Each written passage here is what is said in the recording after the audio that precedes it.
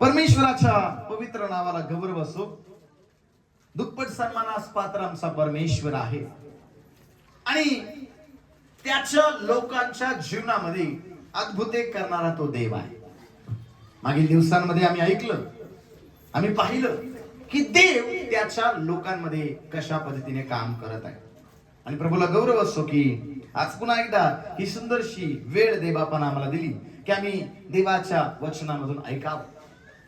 लक्षात ठेवा, उत्पत्तीच्या पुस्तकापासून ज्यावेळेस आम्ही देवाचं पवित्र वचन वाचतो, ऐकतो, त्याची एक गोष्ट कायम कायम आम्हाला पाहायला मिळते की ज्या ज्या लोकांनी देवाचं ऐकलं, ज्या ज्या लोकांनी देवानं सांगितलं ते केलं, आणि ज्या ज्या लोकांनी देवाच्या वचनाप्रमाणे जीवन जगलं, त्या त्या लोकांना देवानं आशीर्वादित केलं आणि त्या काळामध्ये देवानं त्या त्या लोकांचं नाव मोठं केलं. नाही का?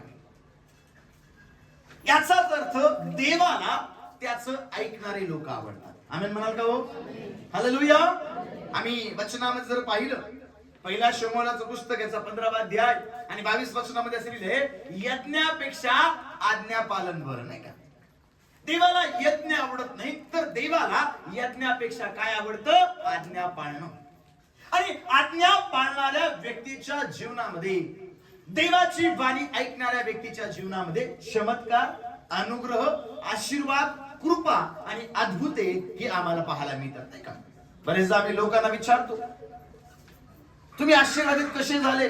तुमच्या जीवनात आरोग्य कसं मिळालं? तुम्हाला देवानं एवढं कसं दिलं? आणि मग त्यावेळेस आम्हाला त्यांचं उत्तर पाहायला मिळतं, हे मला मिळालं ना, मला देवानं सांगितलं ते मी केलं आणि मला आशीर्वाद मिळाला. लक्षात ठेवा, देवाला यज्ञ आवडत नाही, तर देवाला काय आवडतं? आज्ञापालन. आणि मग मागच्या दिवसांमध्ये आम्ही आज्ञापालनाबद्दल शिकत आहोत. मागच्या दिवसांपासून मागच्या आठवड्यात आम्ही पाहिलं आज्ञापालनाचं महत्व, इम्पॉर्टन्स ऑफ ओबिडियन्स. का महत्वाचं आहे आज्ञापालन? आणि वेगवेगळ्या गोष्टी देवबापानं आम्हाला शिकवल्या.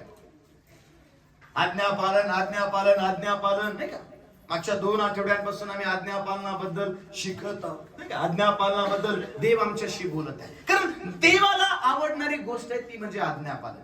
जर आम्ही देवाचं पवित्र वचन वाचलं, बायबल आम्हाला सांगतं देवाला आज्ञा पालन करणारे लोक आवडतात. नाही का? म्हणून बायबल मध्ये आम्ही वाचतो, लुकाच्या शुभवर्तमानामध्ये ते 10 कुष्ठरोगी प्रभू येशू ख्रिस्ताकडे आले. येशूने त्यांच्यासाठी प्रार्थना पण केली नाही, येशूने त्यांच्या जखमावर हात पण ठेवला नाही, पण येशूने त्यांना एक आज्ञा दिली, काय? जा आणि याचकाला दाखवा. बायबल आम्हाला सांगतं, ज्यावेळेस येशूने त्यांना सांगितलं जा आणि याचकाला दाखवा, कुठल्याही प्रकारचा संदेह मनामध्ये न बाळगता, कुठल्याही प्रकारच्या शंका कुशंका मनामध्ये न बाळगता देवानं सांगितलं आणि त्यांनी जायला सुरुवात केली. आणि वचन आम्हाला सांगतं, याचकाकडे जाण्याच्या आधी ते बरे झाले, कारण आज्ञापालन आम्हाला आशीर्वादाकडं, आज्ञापालन आम्हाला अद्भुत गोष्टींकडं, आणि आज्ञापालन आम्हाला चमत्कारांकडे घेऊन जातं. Praise the Lord, hallelujah. आणि म्हणून आज जो विषय आम्ही पाहणार आहोत, आज्ञापालनाचे फायदे. बघा, जगामध्ये माणूस जी काही प्रत्येक गोष्ट करतो ना, ती फायद्यासाठी करतो. चर्च मध्ये पण येतो ना, फायद्यासाठी येतो. कुणाच्या लग्नामध्ये पण जातो ना, फायद्यासाठी जातो. बघा, तुम्ही पण कधी कधी पहा, लग्नामध्ये बरेचदा लोक, कुणी फ्रीज घेऊन येतं, कुणी वॉशिंग मशीन घेऊन येतं, कुणी कपाट घेऊन येतं, कुणी काय काय घेऊन येतं. नाही का? आणि आम्हाला कधी कधी वाटतं किती छान ना, किती भारी लोक आहेत. पण आम्हाला काही दिवसानंतर समजतं, काही ह्यांनी यांच्या पुरीच्या लग्नात दिला, आता हे यांच्या पुरीच्या लग्नात देतात, म्हणजे ऑलरेडी इन्व्हेस्टमेंट करून ठेवली. नाही का? कारण मी याच्या पुरीच्या लग्नात जर फ्रीज दिला, तर माझ्या पुरीच्या लग्नात हा वॉशिंग मशीन देईल, हा फ्रीज देईल, अमुक देईल. नाही का? मी यांच्या लग्नाला गेलो तर ते माझ्या लग्नाला येतील. म्हणजे जीवनामध्ये माणसाला फायदा असेल तर माणूस कुठल्याही गोष्टी करतो. जर फायदा नसेल ना, तर माणूस ती गोष्ट जास्त काळ करत नाही, आणि जर करत असेल तर त्याची चिडचिड होती. पण फायदा जर असेल ना, माणूस स्वतःची झोप, स्वतःचा पैसा आणि स्वतःचं सर्वस्व गमवायला तयार आहे, कारण त्याचा काहीतरी फायदा आहे. आम्ही चर्चला येतो याचं कारण पण आमचा काहीतरी फायदा आहे. नाही का? आणि म्हणून आम्ही आमचा वेळ काढून आम्ही चर्चला येतो, कारण आमचे फायदे आहेत. आणि म्हणून आज आम्ही आज्ञापालनाचे फायदे पाहणार आहोत. बेनिफिट्स ऑफ ओबिडियन्स, आज्ञापालनाचे फायदे. नेमकं काय होतं आज्ञापालन केल्यानंतर? नेमकं कोणते फायदे आज्ञापालन केल्यानंतर मिळतात? पहिला फायदा यावेळेस देवाच्या पवित्र वचनामधून आम्ही वाचणार आहोत. अनुवादाचं पुस्तक याचा 28वा अध्याय आणि 1 पासून तर 14 पर्यंत पहिला फायदा, पहिली गोष्ट आम्ही पाहू, आज्ञा पालनाचा फायदा. वाचा कुणीतरी अनुवादाचं पुस्तकाचा 28वा अध्याय 1 पासून पुढे काही वचन आम्ही वाचूया.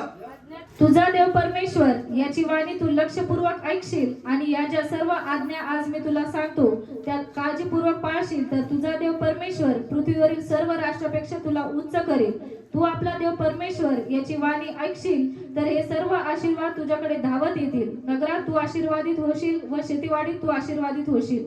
तुझ्या पोटचे फळ, तुझ्या भूमीचा उपज आणि तुझी खिल्लारे, गुरे ढोरे व शेळी मेंढरे याचे वत्स आशीर्वादित होतील. बघा, या अध्यायाला घरी गेल्यानंतर नीट काळजीपूर्वक वाचा. अनुवाद 28:1 पासून 14 पर्यंत. आणि त्या ठिकाणी हेडिंगच असलेले आज्ञा पालनाचे आशीर्वाद. लक्षात ठेवा, पहिली गोष्ट, आज्ञा पालनाचा पहिला जर फायदा आहे ना, तर आज्ञा पालन तुमच्या आणि माझ्यासाठी आशीर्वादाचं दार उघडतं. या ठिकाणी 1 पासून 14 पर्यंत जर तुम्ही देवाचं वचन वाचाल तर तुझे लेकरं बाळ आशीर्वादित होतील, तुझे गोरे डोळे आशीर्वादित होतील, तुझी परात, तुझी शेतीबाडी आणि वेगवेगळ्या प्रकारचे आशीर्वाद मिळतील. पण कधी माहिती का? ज्यावेळेस तू देवाचं आज्ञा पालन करणार आहे. या ठिकाणी या अध्यायाचा जर आम्ही अभ्यास केला तर एक गोष्ट आम्हाला पाहायला मिळते की आज्ञा पालन हे आमच्यासाठी आशीर्वादाचं दार उघडतं. आज अनेक लोकांना आशीर्वादित व्हायचंय, आज अनेक लोकांना मोठं व्हायचंय, आज अनेक लोकांना त्यांच्या जीवनामध्ये आशीर्वाद मिळवायचा आहे. पण आशीर्वाद असाच येत नाही, आशीर्वाद असाच मिळत नाही. आशीर्वाद मिळवण्यासाठी आज्ञा पालन गरजेचं आहे. आशीर्वाद मिळवण्यासाठी देवाची वाणी ऐकणं गरजेचं आहे. आशीर्वाद मिळवण्यासाठी देव सांगतो ते करणं गरजेचं आहे. आणि आज मला टाळी वाजून तुम्हाला सांगू द्या, ज्यावेळेस तुमच्या जीवनामध्ये आज्ञा पालन असणार आहे ना, तुमच्यासाठी त्या दिवसापासून आशीर्वादाचे दार उघडले जाणार आहे. Praise the Lord, hallelujah. आम्हाला आशीर्वादासाठी इकडे तिकडे धावायची गरज नाहीये. आज लोक आशीर्वादाच्या पाठीमागे धावत आहे, आज लोक पैशाच्या पाठीमागे धावत आहे, आज लोक जगी गोष्टी मिळवण्याच्या पाठीमागे धावत आहे. पण आज देवाच्या वचनातून मला तुम्हाला सांगायचंय, ज्यावेळेस देवाच्या आज्ञेचं पालन करायला तुम्ही सुरुवात करणार आहात, देव सांगतो ते करायला तुम्ही सुरुवात करणार आहात, मी टाळी वाजवून सांगतो, आशीर्वाद तुमच्या पाठीमागे धावायला सुरुवात होणार आहे. देव तुम्ही जाल तिथे तुम्हाला आशीर्वाद देणार आहे. तुम्ही जे काम हातामध्ये घ्याल देव ते आशीर्वादित करणार आहे. का? आज्ञा पालन आशीर्वादाचं दार उघडते. उत्पत्तीच्या पुस्तकामध्ये 12व्या अध्यायामध्ये आम्ही वाचतो, अब्राहमाला देवानं पाचारण केलं आणि अब्राहमाला देवानं सांगितलं, तू आपलं घर, आपलं गाव, आपला देश, आपले नातेवाईक हे सगळं सोडून मी सांगतो त्या देशामध्ये जा. उत्पत्तीच्या पुस्तकामध्ये तुम्ही वाचाल, अब्राहमानं देवाची वाणी ऐकली, अब्राहमानं देवानं सांगितलं ते केलं आणि अब्राहम जायला निघाला. उत्पत्तीच्या पुस्तकामध्ये 24 अध्यायामध्ये अब्राहमाच्या मुलासाठी मुलगी पाहण्यासाठी ज्यावेळेस अब्राहमाचा दास गेला ना, त्या ठिकाणी तो वर्णन करतो, माझ्या धन्याला त्याच्या देवानं पुष्कळ दास, दासी, शेडे, मेंढरे, गुरं, ढोर, पुष्कळ सोनं, चांदी याही गोष्टी देऊन माझ्या धन्याला त्याच्या देवानं काय केलं? समृद्ध केलं. बायबलमध्ये दिले 100 वर्षाच्या म्हाताऱ्या अब्राहमाला देवबापानं इसाक नावाचा बाळ दिला. मला काय सांगायचंय, ज्यावेळेस आज्ञापालन तुमच्या जीवनामध्ये असणार आहे ना, ज्यावेळेस देव सांगतो तर तुम्ही करणार असाल ना, परिस्थिती तुमच्या विरोधामध्ये असेल, लोक तुमच्या विरोधामध्ये असेल, तुमच्या शरीराची स्थिती तुमच्या विरोधामध्ये असेल, पण ज्या दिवशी तुमच्या जीवनामध्ये आज्ञापालन तुम्ही करायला सुरुवात करणार आहात ना, देव परिस्थिती बदलणार आहे, लोक विचार बदलणार आहे आणि देव सर्वस्व बदलून अब्राहमाप्रमाणे तुम्हाला मला आशीर्वादित करणार आहे. कुणीतरी आमीन म्हणतंय का? बोला प्रेज द लॉर्ड. परिस्थिती बदलायला देवाला वेळ लागत नाही. परिस्थिती बदलण्यासाठी देवाचं ऐकणं गरजेचं आहे. आज लोकांची परिस्थिती बदलत नाही याचं कारण काय माहिती का? याचं ऐकन, त्याचं ऐकन, त्याचं ऐकन, त्याचं ऐकन, पण देवाचं कधीच ऐकणार नाही.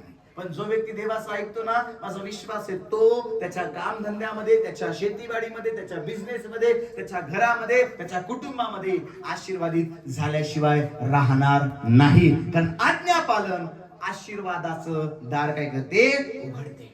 आज आशीर्वाद हवाय ना, आज्ञापालन करायला सुरुवात कर. आज आशीर्वाद हवाय ना, देवाचं आज्ञेचं पालन करायला सुरुवात कर. ज्या दिवशी आज्ञापालन येणार आहे ना, त्या दिवशी आशीर्वाद मोकळे होणार आहे. त्या दिवशी देव तुझ्या प्रत्येक गोष्टीमध्ये तुला आशीर्वाद देणार. बायबलमध्ये अनेक लोक आहेत ज्यांनी देवाचं ऐकलं, देवाच्या आज्ञेचं पालन केलं, आणि बायबल सांगतो देवानं त्यांना आशीर्वादित केलं. आज देवाला तुला पण आशीर्वादित करायचंय. माझ्या भावा, माझ्या बहिणी, आज्ञा पालन करायला सुरुवात कर. आशीर्वादाचं दार देव येशूच्या नावात आजपासून तुझ्यासाठी उघडणार आहे. आमेन. दुसरी गोष्ट, निर्गमाचं पुस्तक याचा 15वा अध्याय आणि 26वा वचन. निर्गमाचं पुस्तक याचा 15वा अध्याय आणि 26वा वचन. ऐका काय म्हणतं बायबल. तू आपला देव परमेश्वर, तू आपला देव परमेश्वर याचे वचन मनापासून ऐकशील, मनापासून ऐकशील, आणि त्याच्या दृष्टीने जे नीट ते करशील, त्याच्या आज्ञाकडे कान देशील, आणि त्याचे सर्व विधी पाळशील तर मिस्री लोकांवर जे जे रोग मी पाठवले त्यापैकी एकही तुझ्यावर पाठवणार नाही, कारण मी तुला रोगमुक्त करणारा परमेश्वर आहे. आमेन. हालेलुया. दुसरा फायदा आज्ञा पालनाचा. आज लोक आरोग्यासाठी धडपड करत आहेत. आज आरोग्य मिळवण्यासाठी लोक ही भाजी खा, ती भाजी खा, हे खाऊ नका, ते खाऊ नका, साखर कमी खा, आज हे करू नका, ते करू नका, वेगवेगळ्या गोष्टी करत आहे. आपलं आरोग्य टिकवण्यासाठी, आरोग्य आपल्या जीवनामध्ये आणण्यासाठी लोक वेगवेगळ्या प्रकारच्या ट्रीटमेंट घेत आहेत, वेगवेगळ्या प्रकारच्या गोळ्या लोक खात आहेत. बायबलमध्ये आम्ही वाचतो, ज्यावेळेस देवाच्या आज्ञांचं आम्ही पालन करतो ना, देव आम्हाला आरोग्य देतो. आमेन म्हणाल का हो? Praise the Lord. त्या कोड्यांचं उदाहरण आम्ही पाहिलं. आजार पण जीवनामध्ये आहे, कुष्ठरोग जीवनामध्ये आहे, पण आज्ञापालन केलं आणि कुष्ठरोगातून बरे झाले. दुसरा फायदा आहे आज्ञा पालनाचा. आज्ञापालन आम्हाला आरोग्य देतं. काय देतं? जर वचनामध्ये तुम्ही पाहिलं, दुसऱ्या राजाचं पुस्तक याचा 5वा अध्याय आणि या 5व्या अध्यायामध्ये एका व्यक्तीबद्दल लिहिले ज्याचं नाव आहे नामान. बायबल आम्हाला सांगतं हा नामान सेनापती आहे, पण त्याच्या जीवनामध्ये एक मोठा आजार आहे, तो कोडानं भरलेला आहे, तो कोडी आहे. आणि वचन आम्हाला सांगतं शम्रोनामधील संदेष्टाकडे तो आला. ज्यावेळी शम्रोनामधल्या संदेष्टाकडे तो आला, घरी गेल्यानंतर ही गोष्ट वाचा. शम्रोनामधल्या संदेष्टाने नामानाला जवळ येताना पाहिलं आणि त्यानं एका माणसाला पाठवलं आणि सांगितलं, जा नामानाला सांग 7 वेळेस जाऊन यार्देन नदीमध्ये काय कर, डुबक्या मार. नामानानं ऐकलं. नामान क्रोधिष्ठ झाला, कारण अरे मी एवढा मोठा सेनापती, मला असं वाटलं तो संदेष्टा येईल, देवाच्या नावानं प्रार्थना करील, माझ्या जखमांना हात लावील आणि मी बरा होईल. तिकडे माझ्या देशात काय नद्या नव्हत्या काय, या यार्देनेत जाऊन मी बुड्या मारायच्या. त्याच्या बरोबर आलेल्या लोकांनी त्याला सांगितलं, महाराज आपल्याला काही मोठी गोष्ट सांगितली नाही, आपण करू. आणि मग त्याने ऐकलं गेला. बायबल सांगता नामानानं पहिली डुबकी मारली, दुसरी डुबकी मारली, तिसरी डुबकी मारली. आणि वचनात जर तुम्ही वाचाल ना, तर बायबल आम्हाला सांगतं, जर आम्ही काढलं तर दुसऱ्या राजाचं पुस्तक याचा 5वा अध्याय आणि 14 आणि 15 वचन कोणीतरी वाचेल. मग त्याने देवाच्या माणसाच्या सांगण्याप्रमाणे यार्देनेत जाऊन 7 वेळा बुचकाळ्या मारिल्या. तेव्हा त्याचे शरीर लहान मुलाच्या शरीरासारखे होऊन तो शुद्ध झाला. नंतर तो बरोबरची सेवक मंडळी घेऊन देवाच्या माणसाकडे परत गेला व त्याच्या समोर उभा राहून म्हणाला, अखिल पृथ्वीत इस्रायला बाहेर देव नाही. आमेन. बायबल सांगतं नामानानं 7 वेळेस त्या यार्देन नदीमध्ये डुबक्या मारल्या. आणि बायबल सांगतं 7व्या वेळेस जे डुबकी मारून नामान वरती आला ना, वचन आम्हाला सांगतं त्याचं शरीर लहान मुलांसारखं झालं आणि तो पूर्णपणे बरा झाला. आणि बायबल आम्हाला सांगतं, तो म्हणतो इस्रायला शिवाय देव नाही. का माहिती का? लक्षात ठेवा, छोटी गोष्ट देवाने तुम्हाला सांगितली असेल ती करा, छोटी गोष्ट मोठे आशीर्वाद तुमच्या जीवनामध्ये घेऊन येणार आहे. नामानानं देवाच्या माणसानं सांगितलं ते केलं.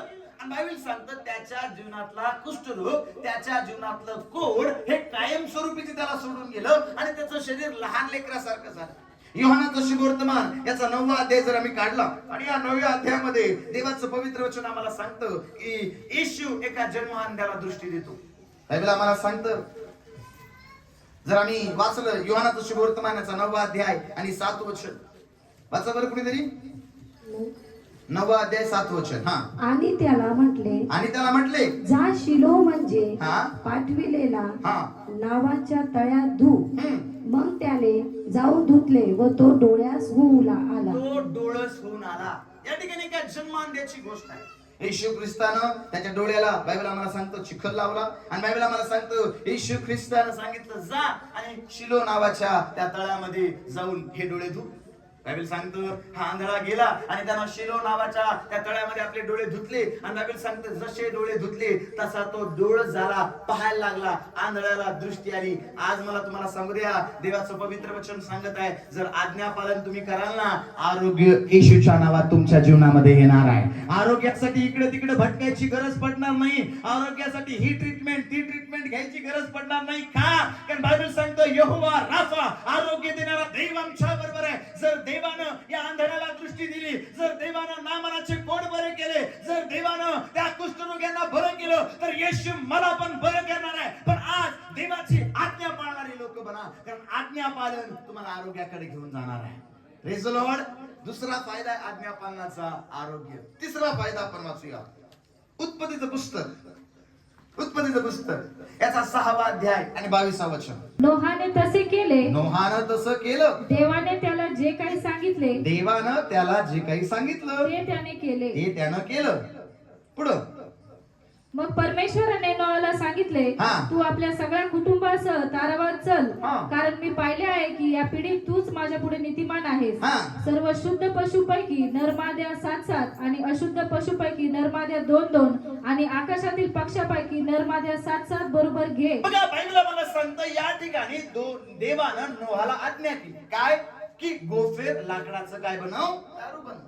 आता नोहा ज्या काळामध्ये जीवन जगत आहे त्या काळामध्ये अजूनही पृथ्वीवरती पाऊस झालेला नाही आणि देवानं नोहाला सांगितलं की तू गोफेर लाकडाचं तारू बनव, अमुक अमुक त्याचं मोजमाप असेल, अमुक अमुक अमुक अमुक. आणि देवानं सांगितल्याप्रमाणे नोहानं ते गोफेर लाकडाचं तारू बनवायला सुरुवात केली. आता बघा बरं का, ज्यावेळेस गोफेर लाकडाचं नोहा तारू बनवत आहे त्यावेळेस लोकांनी त्याला वेगवेगळ्या गोष्टी बोलल्या असतील, लोक त्याला नावं ठेवले असतील, लोक वेगवेगळ्या गोष्टींमध्ये त्याला म्हटले असतील. पण या ठिकाणी नोहानं देवानं सांगितलं ते केलं. आणि उत्पत्ती 7व्या-8व्या अध्यायामध्ये जर तुम्ही वाचाल ना, बायबल आम्हाला सांगतं या ठिकाणी देवानं 40 दिवस मोठा पाऊस पाडला. आणि उत्पत्तीचं पुस्तक याचा 7वा अध्याय जर तुम्ही काढला आणि 22वा वचन जर तुम्ही वाचलं ना, वाचा बरं 7वा अध्याय 22वा वचन. हा ऐका. ज्याच्या म्हणून नागपुड्यात जीवनाचा श्वास होता, ज्याच्या म्हणून नागपुड्यात जीवनाचा श्वास होता, ते कोरड्या जमिनीवरले झाडून सारे मेले. ते कोरड्या जमिनीवरती झाडून सारे मेले. पृथ्वीच्या पाठीवर असणारे पृथ्वीच्या पाठीवर असणारे सर्व काही म्हणजे मानव, हा पशु, रांगणारे प्राणी आणि हा. आकाशातील पक्षी हा. या सर्वांचा नाश देवाने केला. हा ती पृथ्वीवरून नाहीशी झाली. हा. नोहा व त्याचबरोबर तारावात होते तेवढे मात्र वाचले. बघा बायबल सांगतो या ठिकाणी सगळ्या पृथ्वीवरचे लोक मरण पावले, पृथ्वीवर असणारे प्राणी, पशु, पक्षी सगळ्यांचा देवापणा शेवट केला. पण नोहा आणि त्याचं कुटुंब आणि त्याच्या बरोबर तारवात असणारे सर्व लोक, सर्व पक्षी, सर्व प्राणी जगले. का? जर तुम्ही आज्ञा पालन करताना त्यावेळेस पुढच्या काळामध्ये, भावी काळामध्ये जो नाश, जी संकट, ज्या समस्या तुमच्यासाठी ठेवलेल्या आहेत ना, त्या समस्येमधून देव तुम्हाला बाहेर काढतो. म्हणून आज्ञा पालन करायला शिका. पुढच्या काळामध्ये तुम्हाला देव सुस्थिती देणार आहे. नोहानं देवाचं ऐकलं आणि नोहाचं कुटुंब संकटापासून वाचलं, त्यांचा बचाव झाला. आज तुम्ही आज्ञा पालन करणार आहात, पुढे येणाऱ्या संकटापासून देव तुमचं रक्षण करणार आहे. हालेलुया. समजतंय का काय सांगायचं? बायबल देवाचं वचन काय सांगत आहे? नोहानं देवाची आज्ञा पाळून तारू बांधलं, नोहा वाचला. आज देव सांगतो ते कराल ना तर 100% वाचाल, नाहीतर मग अवघड आहे. जगाचा शेवट कधी होऊ शकतो बायबल आम्हाला सांगतो नाही का? आज आम्ही पाहतो भूकंप होत आहे, आज देशावरती हल्ले करत आहे. पण आज एक महत्वाची गोष्ट मला तुम्हाला सांगू द्या, तुम्ही आणि तुमचं कुटुंब सुरक्षित असणार आहात. आमेन म्हणाल का? कारण तुम्ही देवाच्या आज्ञा पाळत आहात. कारण सुरक्षा करणारा कोण आहे माहिती का? दावीद म्हणतो स्तोत्र 121 मध्ये, परमेश्वर तुझा रक्षक आहे. दिवसा सूर्याची, रात्री चंद्राची तुला काय होणार नाही, कधी बाधा होणार नाही. ज्यावेळेस देवाच्या आज्ञा आम्ही पाळू, आज्ञा पालन संकटामधून आम्हाला बाहेर काढतं, येणाऱ्या संकटातून मुक्ती आम्हाला देतं, येणाऱ्या संकटापासून आमचा बचाव करतं. बाकीच्यांना वाटलं काय आतापर्यंत पाऊस झाला नाही, नोहा येडा झालाय, पण नोहाला माहिती देव करणार आहे. आणि बायबल सांगतो नोहानं देवाचं ऐकलं आणि देवाचं ऐकल्यामुळं सगळे मेले हो, पण नोहा वाचला. मला माहित नाही जगाचं काय होईल, पण जर तुम्ही देवाचं ऐकाल ना, देव तुमचा बचाव करणार आहे, देव तुमची सुटका करणार आहे, देव तुमची मुक्तता करणार आहे, देव तुम्हाला तुमच्या कुटुंबाला वाचवणार आहे. Praise the Lord. पण कधी ज्यावेळेस तुम्ही देवाच्या आज्ञांचं काय कराल, पालन कराल. चौथी गोष्ट, चौथा फायदा, उत्पत्तीचं पुस्तक याचा 26वा अध्याय 12 वचन. उत्पत्तीचं पुस्तक 26 अध्याय 12 वचन ऐका. इसाकाने त्या देशात हा? धान्याची पेरणी केली आणि त्याला त्याच वर्षी 100 पट पीक मिळाले. किती पट पीक मिळालं म्हणा? 100 पट. 100 पट. किती पट? का मिळावं 100 पट पीक? आज अनेकांना पाहिजे, पास्टर मी जेवढे इन्व्हेस्ट केलेत ना त्याच्या कितीतरी पट मला भेटावेत. पण कधी मिळतील माहिती का? ज्यावेळेस आम्ही देवाचं आज्ञा पाळणार आहोत. या ठिकाणी बायबल मध्ये इसाकानं पेरणी केली आणि त्याच वर्षी त्याला 100 पट पीक आलं. लक्षात ठेवा, आज्ञा पालन हे तुम्हाला यशाकडे घेऊन जाणार आहे. आज यश शोधत आहात इकडे तिकडे नाही मिळणार, देवाचं वचन ऐकल्यानंतरच यश तुम्हाला मिळणार आहे. जर नीतिसूत्राचं पुस्तक आम्ही काढलं 3रा अध्याय आणि या 3ऱ्या अध्यायामध्ये जर आम्ही वचन वाचलं, 6वं आणि 9वं वचन जर आम्ही वाचलं, प्लीज कृपा करून वाचा नीतिसूत्राचं पुस्तक याचा 3रा अध्याय आणि 6 आणि 9 वचन ऐका. तू आपल्या सर्व मार्गात त्याचा आदर कर म्हणजे तो तुझा मार्गदर्शक होईल. तू आपल्या दृष्टीने स्वतः शहाणा समजू नको, परमेश्वराचे भय धर आणि दुष्कर्मापासून दूर राहा. 9वं वचन वाचूया. तू आपल्या द्रव्याने व आपल्या सर्व उत्पन्नाच्या फळाने, प्रथम फळाने परमेश्वराचा सन्मान कर, म्हणजे तुझे कोठारे समृद्धीने भरतील, तुझी कुंडे नव्या द्राक्षरसाने भरून वाहतील. लक्षात ठेवा, यश प्राप्ती कधी घडते माहिती का? ज्यावेळेस देवाचं आम्ही ऐकतो, देवाच्या आज्ञांचं आम्ही पालन करतो. आज अनेक लोक आशीर्वादित नाहीये. आज अनेक भाऊ अनेक बहिणी मला फोन करतात, पास्टर माझ्या जीवनामध्ये यश नाहीये, माझ्या पगारामध्ये बरकत नाहीये, माझ्या कामामध्ये बरकत नाहीये. का माहिती का? बायबल मध्ये तू प्रथम फळाने त्याचा काय कर, आदर कर. अब्राहम आम्ही पाहतो, अब्राहमानं बायबल आम्हाला सांगतं आपल्या अवघ्याचा दशमांश त्या ठिकाणी त्याने दिला. अब्राहमानंतर इसाक पण त्याच गोष्टी करत होता. इसाकानं पण देवाच्या आज्ञांचं पालन केलं, देवानं सांगितलं त्या गोष्टी केल्या. लक्षात ठेवा, आज्ञा पालनच तुम्हाला यश प्राप्तीकडे घेऊन जाणार आहे. आजकाल लोक आज्ञा पालन करत नाही, आज्ञा पाळत असताना त्याच्यामध्ये छेडछाड करतात. आता तुम्हाला पास्टर काय म्हणतात तुम्ही? बायबल मध्ये मलाकीच्या पुस्तकामध्ये माझ्या भांडारामध्ये अन्न असावं म्हणून तुम्ही सगळा दशमांश सगळं दान माझ्या भांडारामध्ये आणा, म्हणजे जागा पूर्ण एवढे आकाश कपाटे उघडून मी तुम्हाला काय करीन, आशीर्वाद देईन. पण आशीर्वाद मिळवण्यासाठी आम्हाला आमचं तर काम करावं लागेल ना, आम्हाला आमचा 10वा भाग प्रभूसाठी द्यावा लागेल ना, आम्हाला देवाची आज्ञा पाळावं लागेल ना. पण आम्ही काय करतो, नाही ह्या महिन्यात नाही, पुढच्या महिन्यात नाही, त्याच्या पुढच्या महिन्यात. आज अनेक लोक देवाच्या आज्ञेचं पालन करत नाही म्हणून त्यांच्या जीवनामध्ये आशीर्वाद नाही. मी तुम्हाला सांगतो, माझ्या जीवनामध्ये आशीर्वादित मी झालो याचं कारण आहे, मी सर्वात पहिली देवाची आज्ञा पाळतो. प्रभू तू मला सांग मी काय करू, आणि मी ते करतो. माझ्या पैशांच्या बाबतीत तर बायबलचं वचन सांगतं ना, माझा प्रथम फळ देवाला गेलं पाहिजे, मी सगळ्यात पहिले देवाला देतो. आणि आज तुम्हाला सांगू द्या, आतापर्यंत मला कुठल्याच गोष्टीची कमतरता पडली नाही. का? कारण यहोवा इरे परमेश्वर पाहून देईल, पुरवठा करणारा माझा स्वर्गामध्ये बसलाय. तुमचा पुरवठा तो करणार आहे. तुम्ही थोडं पेराल, 100 पट कापणी करण्याचा आशीर्वाद देव देणार आहे. किती पट कापणी करण्याचा? यश हवंय ना, यश असंच मिळत नाही. जोपर्यंत देवाची आज्ञा तुम्ही पाळत नाही ना, तोपर्यंत यश तुम्हाला मिळणार नाही. आज अनेक लेकरं देवाचं ते देवामध्ये विश्वासयोग्य नाहीये, देवाचं ते देवाला देण्यामध्ये. आज अनेक लेकरं देवाला देतात पण मनापासून देत नाही. आज अनेक लेकरं देण्यामध्ये पण खतरनाक आहेत, नाही का? 50%, 30%, 40% नाही का, म्हणजे दशमांश असेल त्यांचा, त्याच्यापेक्षा कमीच देतात, नाही का? त्याला द्यायचं म्हणून नका देऊ, काही प्रॉब्लेम नाही, देवाला गरज नाही. कारण देवाला यज्ञ नाही, देवाला आज्ञा पालन आवडतं. तुमच्या दानांनी आणि तुमच्या पैशांनी तुमच्या गोष्टींनी देव खुश होत नाही, देव तुमच्या आज्ञा पालनानं खुश होतो. आमेन म्हणाल का हो? आज मग तुम्ही कुठेही जा, कधीच आशीर्वाद होणार नाही. तुम्हाला दिसत असेल, पण काही दिवसानंतर तुम्ही पाहाल ते आशीर्वाद कुठे गायब झाले तुम्हालाच कळणार. कारण आज्ञापालन नाही तर आशीर्वाद नाही, आज्ञापालन नाही तर यश नाही. चौथी गोष्ट मी तुम्हाला सांगेल, आज्ञापालन यशाकडे घेऊन जातं. 5वी गोष्ट, 5वा फायदा, योहानाचं शुभवर्तमान 21वा अध्याय, योहानाचं शुभवर्तमान 21वा अध्याय, आणि या 21व्या अध्यायामध्ये काही वचन आम्ही वाचणार आहोत. योहान 21:1 पासून पुढं कुणीतरी वाचण्यामध्ये मला मदत करील. योहान 21. त्यानंतर तिबियाच्या समुद्राजवळ येशू शिष्यांना पुन्हा प्रगट झाला आणि तो या प्रकारे प्रगट झाला. शिमोन पेत्र, दिदुम म्हटलेला थोमा, गालिलातील काना, येथला नतनेल, जब्दीचे मुलगे व त्याच्या शिष्यापैकी दुसरे दोघे जण हे एकत्र जमले असता शिमोन पेत्र त्यांना म्हणाला, मी मासे धरावयास जातो. ते त्याला म्हणाले, आम्ही तुझ्या बरोबर येतो. तेव्हा ते निघून मजव्यात बसले, पण त्या रात्री त्यांनी काहीही धरले नाही. मग पहाट होत असता येशू समुद्र किनाऱ्यावर उभा होता, तथापि तो येशू आहे असे शिष्यांनी ओळखले नव्हते. तेव्हा येशूने त्यांना म्हटले, मुलांनो, तुमच्याजवळ काही खावायला आहे काय? त्यांनी त्याला उत्तर दिले नाही. त्याने त्यांना म्हटले, मजव्याच्या उजव्या बाजूस जाळे टाका, म्हणजे तुम्हाला सापडेल. म्हणून त्यांनी ते टाकले. तेव्हा माशांचा घोळका लागल्यामुळे त्यांना तो ओढवेना. यावरून ज्या शिष्यावर येशूची प्रीती होती तो पेत्राला म्हणाला, प्रभू आहे, प्रभू आहे. हे ऐकून शिमोन पेत्राने अंगरखा घालून तो कमरेशी गुंडाळून घेतला, कारण तो उघडा होता, आणि त्याने समुद्रात उडी टाकली. बघा, बायबलमध्ये रात्रभर कष्ट केलं, एकही मासा लागला नाही. येशूने सांगितलं, मजव्याच्या उजव्या बाजूला जाळ टाका. जसं जाळ टाकलं, 153 मोठे मासे आले.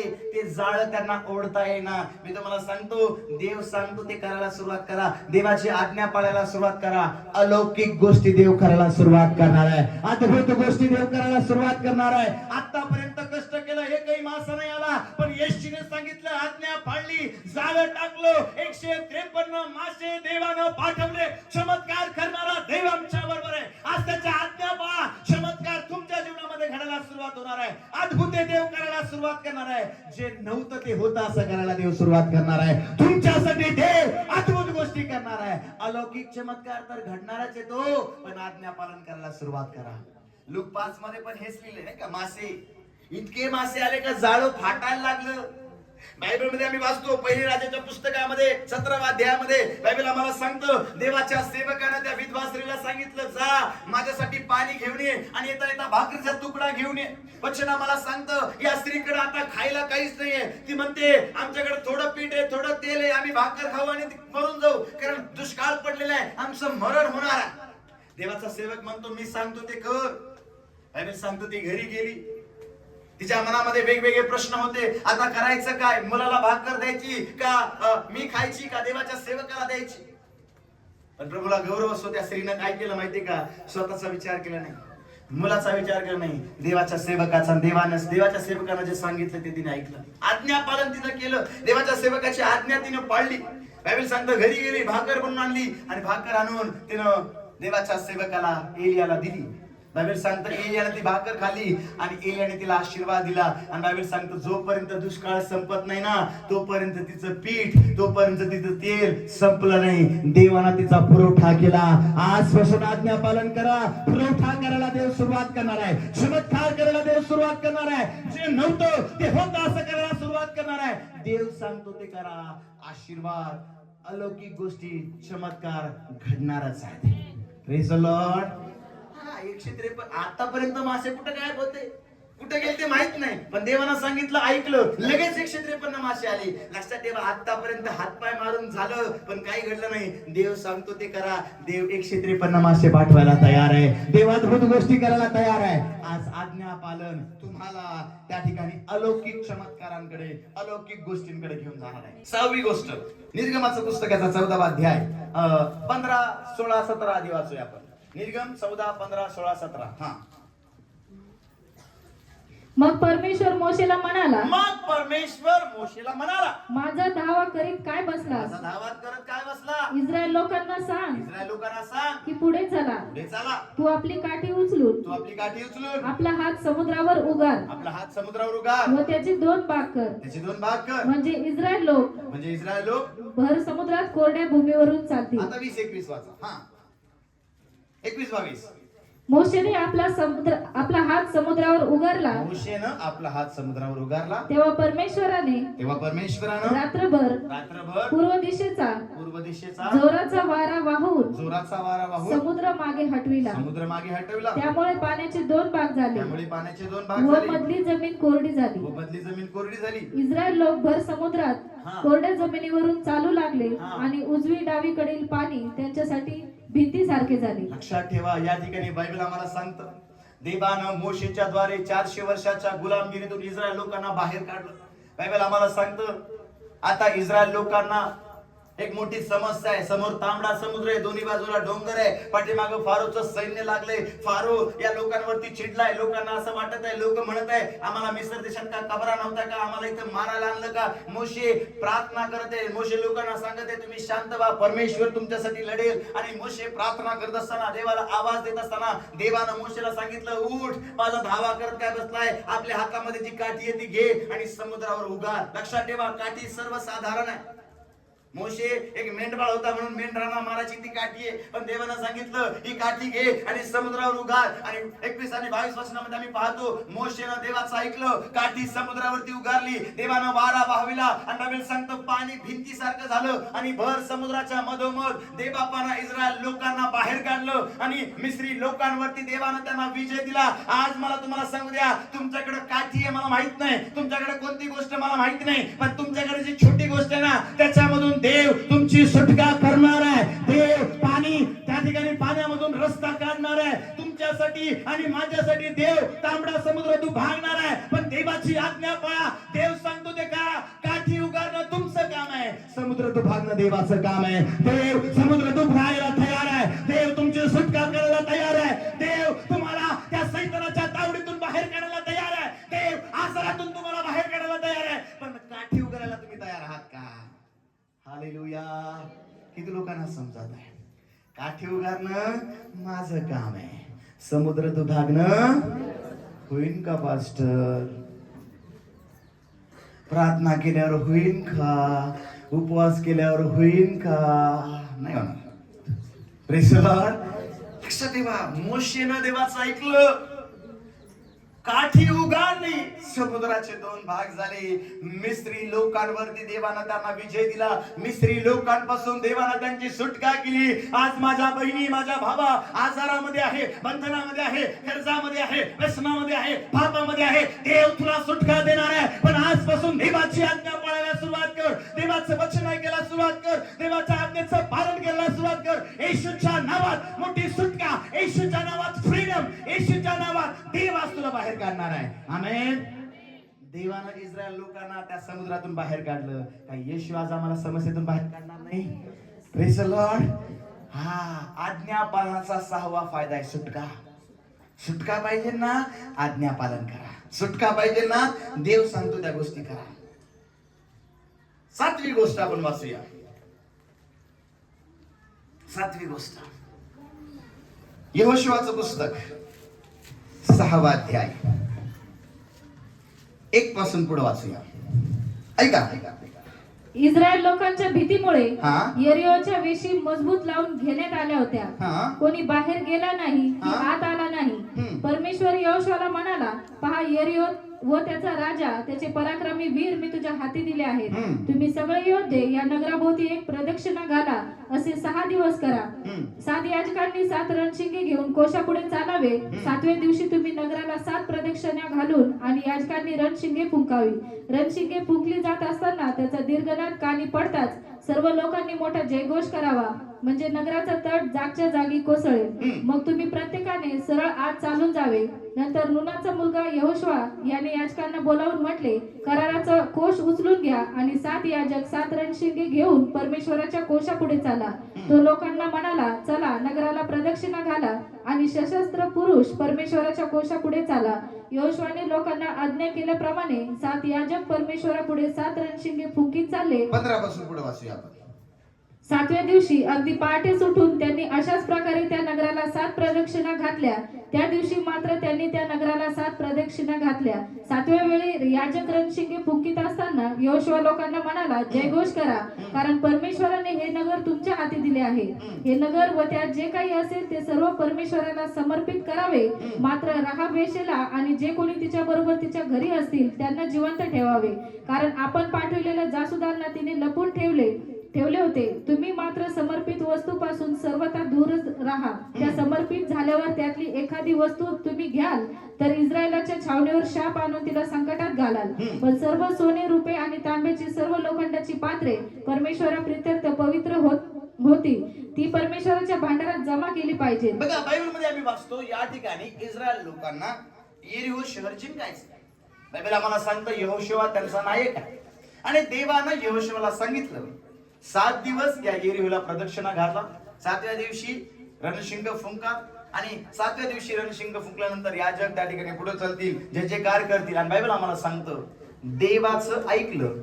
येरिहो शहर त्या काळामध्ये मजबूत शहर होतं. बायबल मध्ये इस्रायल लोकांच्या भीतीमुळे त्यांनी कवाड सगळ्या गोष्टी एकदम फिट लावून घेतल्या. बायबल मध्ये या शहराभोवती तट आहे, या शहराभोवती भिंती आहे. पण बायबल आम्हाला सांगतं देवानं सांगितलं ते यहोशुवानं केलं. 7 दिवस प्रदक्षिणा घातल्या, रणशिंग फुंकलं, परमेश्वराचा जय जयकार केला, घराचा कोच घेऊन ते पुढे चालले. आणि वचन आम्हाला सांगतं या येरिहो शहरावरती देवानं इस्रायल लोकांना विजय दिला. येरिहोचे तट जागच्या जागी पडले. आज इथं बसलेल्या प्रत्येक व्यक्तीला मला सांगायचंय, आज देवाच्या आज्ञा जर पाळशील ना, तुला आशीर्वादापासून, विजयापासून, ज्या गोष्टी अडखळण करत आहे, तुझ्या समोर आजाराची भिंत असेल, तुझ्या समोर कर्जाची भिंत असेल, तुझ्या समोर व्यसनाची भिंत असेल, तुझ्या समोर वेगवेगळ्या वाईट गोष्टींची भिंत असेल, पण आज देवाच्या आज्ञा जर पाळशील ना, सगळ्या भिंती येशूच्या नावात पडल्या जाणार आहे. देव विजय देणार आहे. देव मोठी विक्ट्री तुला देणार आहे. आतापर्यंत अपयश अपयश अपयश, पण देव तुला यश देणार आहे. तू जाशील तिथं देव तुला यश देणार आहे. तुझे काम हातात घेशील, देव ते आशीर्वादित करणार आहे. आणि येशूच्या नावात सगळे तट पडले जाणार आहेत. Praise the Lord, hallelujah. आज्ञा पालनामध्ये एवढं सामर्थ्य का आमच्या विजयामध्ये जे अडखळण करणं ना, देव त्याला पाडून टाकणार आहे. आमेन म्हणाल का? येरिहोचा तट जर पडू शकतो तर आमच्या समोर असणाऱ्या आडभिंती येशूच्या नावात पडल्या जाणार आहे, नक्की पडणार आहे. आमेन म्हणाल का? मग ती कर्जाची भिंत असू द्या, आजाराची भिंत असू द्या, समस्येची भिंत असू द्या, प्रॉब्लेमची भिंत असू द्या, अडखळणाची भिंत असू द्या, येशूच्या नावात ती आज पडणार आहे. पण आज्ञा पालन करायला सुरुवात करा. 7 गोष्टी मी शिकवल्या. प्रणो, आज्ञा पालन खूप महत्वाचं आहे. या दिवसांमध्ये सैतान देवाच्या लोकांना देवाच्या आज्ञा मोडण्यासाठी चिथवत आहे. या दिवसांमध्ये तो गरजणाऱ्या सिंहासारखा कोणाला गिळावं, कोणाला फाडाव्याचा शोध घेत आहे. आज सैतान देवाच्या लोकांना त्याच्या मंदिरामधून, त्याच्या फेलोशिप मधून बाहेर काढण्याचा प्रयत्न करत आहे. देवाच्या आज्ञा मोडण्यासाठी आदमन हवेप्रमाणे तो सैतान लोकांना प्रवृत्त करत आहे. पण बायबल आम्हाला सांगतं सैतानाला अडवा.